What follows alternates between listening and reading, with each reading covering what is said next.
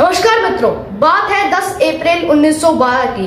RMS Titanic दुनिया का सबसे बड़ा और सबसे लग्जरियस जहाज अपने जमाने का अपने पहले सफर पर निकलता है। ये जहाज साउथहैम्पटन इंग्लैंड से न्यूयॉर्क जा रहा है और इसके अंदर हर एक तरह के लोग बैठे हैं, बड़े बड़े इंडस्ट्रियल और एक्टर से लेकर इमिग्रेंट्स तक जो अमेरिका जा रहे हैं एक बेहतर जिंदगी की तलाश में।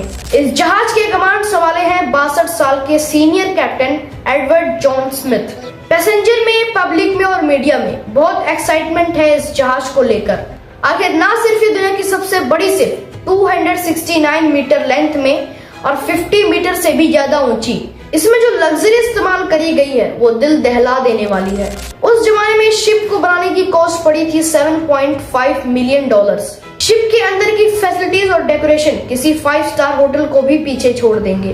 और तो और जिस तरह की सेफ्टी फीचर्स का इस्तेमाल किया गया है इस शिप को बनाने के लिए, इस जहाज को अनसिंकेबल माना जाता है। ये कैसी जहाज है जो कभी डूब ही नहीं सकती, क्योंकि इतनी सेफ है ये। व्हाइट स्टार लाइन उस कंपनी का नाम था जिसने इस टाइटैनिक शिप को बनाया था। इस कंपनी के वाइस प्रेसिडेंट इतने कॉन्फिडेंट थे इस चीज को लेकर कि उन्हें पब्लिक के सामने ओपनली आकर ये कहा था कि ये जहाज अनसिंकेबल है। लेकिन अपने पहले सफर पर रवाना होने के सिर्फ 2 दिन बाद 12 अप्रैल 1912 को टाइटैनिक को अपनी पहली आइस वार्निंग्स मिलने लग जाती हैं। यानी जिस अटलांटिक ओशन पर तैर कर ये टाइटैनिक शिप अमेरिका की ओर बढ़ रहा है वहाँ पर आइस मौजूद है, बड़े बड़े बर्फ के पहाड़, आइसबर्ग्स जो खतरा है इस जहाज के लिए। इन वार्निंग्स को रिसीव करने के बाद टाइटैनिक अपना कोर्स 2 बार बदलती है, लेकिन अपनी स्पीड कम नहीं करती। 2 दिन बाद 14 अप्रैल 1912 को 7 और आइस वार्निंग्स दी जाती हैं, लेकिन कैप्टन स्मिथ और उनके क्रू इन वार्निंग्स को इग्नोर कर देते हैं और टाइटैनिक की स्पीड कम नहीं करते। धीरे धीरे सूरज ढलता है, रात हो जाती है, तापमान नीचे गिरता है।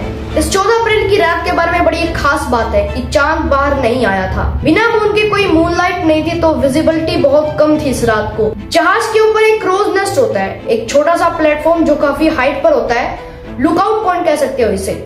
यहाँ पर किसी को बिठा के रखा जाता है ताकि वो नजर रख सके कि आगे जहाज के क्या आ रहा है। तो जो बंदा यहाँ पर बैठा था उसे बड़ी ठंड का सामना करना पड़ता है। बहुत ही तेज रफ्तार से ठंडी हवाएं चलने लग रही थी। ऊपर से रात का वक्त था और जो ठंडी हवाएं चलने लग रही थी उनकी वजह से आंखों से आंसू आने लग जाते हैं, जिससे आगे देखना और भी मुश्किल हो जाता है। रात के 11:39 पर फ्रेडरिक फ्लीट नाम का बंदा जो क्रोज नेस्ट में बैठा है, ये अचानक से अपने सामने देखता है कि एक बड़ा सा आइसबर्ग आ चुका है।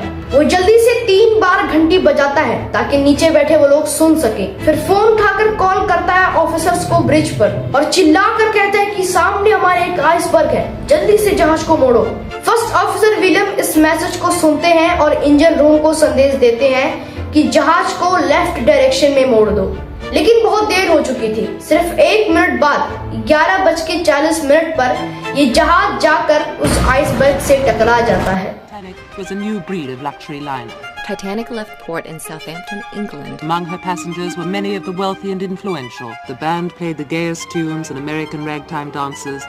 The time was 11:40. The iceberg grazed the right side of the ship. And all of a sudden she lifted up quickly. Everything that was movable was going through her.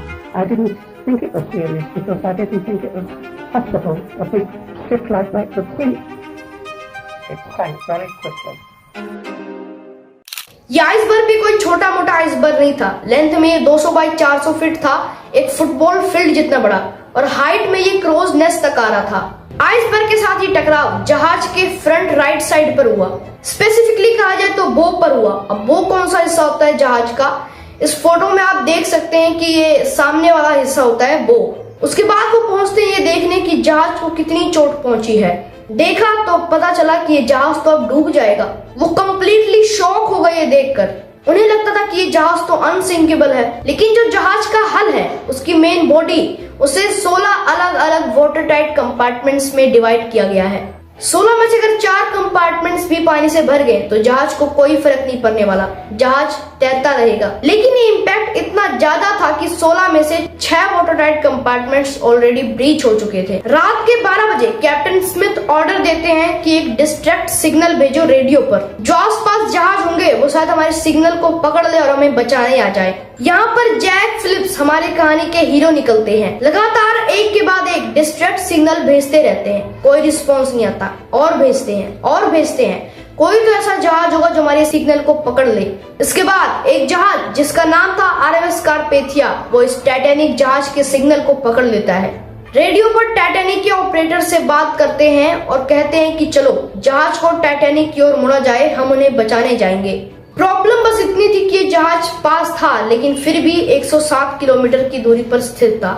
अगर अपनी टॉप स्पीड पर भी जाए, उसके बाद भी इसको वहां तक पहुंचने में 3.5 घंटे का समय लगेगा। क्या 3.5 घंटे में ये उन्हें बचा पाएंगे? इसके बाद कैप्टन ऑर्डर दे देते हैं कि पैसेंजर्स को अब शिप में मौजूद लाइफ बोट्स में बिठाया जाए।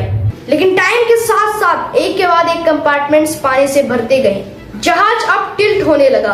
रात के 1 बजे तक पानी इतना ज्यादा भर चुका था आगे वाले कंपार्टमेंट्स में कि आगे वाला जो जहाज का हिस्सा था वो पानी के अंदर डूब चुका था। जब जहाज का टिल्ट इतना ज्यादा हुआ तो पूरी तरीके से हड़बड़ी मच गई। प्रॉब्लम बस इतनी थी कि सिर्फ 20 लाइफ बोट्स मौजूद थी शिप में।